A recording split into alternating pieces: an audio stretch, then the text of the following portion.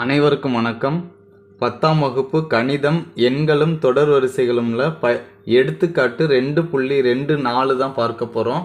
அதாவது கொஸ்டின்குள்ளே போகிறதுக்கு முன்னாடி நீங்கள் நம்ம சேனல் இன்னும் சப்ஸ்கிரைப் பண்ணாமல் இருந்தீங்கன்னா ஒரு சப்ஸ்கிரைப் பண்ணிக்கோங்க. பக்கத்தில் இருக்கக்கூடிய பெல் ஐக்கானை கிளிக் பண்ணிக்கோங்க. இப்போ முதல் உறுப்பு 20 ஆகவும் பொது வித்தியாசம் 8ஆகவும் கொண்ட கூட்டுத்தொடர் வரிசையை எழுத சொல்கிறாங்க. முதல் உறுப்பு 20னா என்னது? ஏ வந்து 20 கொடுத்துட்டாங்க. அடுத்தது பொது வித்தியாசம் அப்போனா டி, ஏன்னா கூட்டுத்தொடர் வரிசை, அப்போ டி வந்து 8ன்னு கொடுத்துட்டாங்க. இப்போ நம்ம என்ன பண்ண போகிறோம்?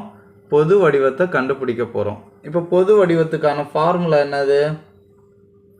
கூட்டுத்தொடர் வரிசைக்கான பொது வடிவம் ஃபார்முலா வந்து பார்த்தீங்கன்னா ஏ கமா ஏ ப்ளஸ் டி கமா ஏ ப்ளஸ் 2டி கமா ஏ ப்ளஸ் 3d கமா எக்ஸட்ரா, இப்படி போயிட்டே இருக்கும்.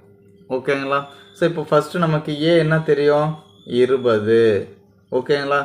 அடுத்தது 20 கூட்டல் 8.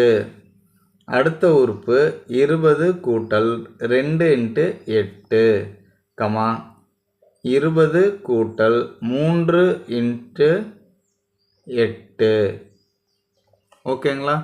ஸோ இப்போ 20 கூட்டினா 28, 2 16, அப்போ 36.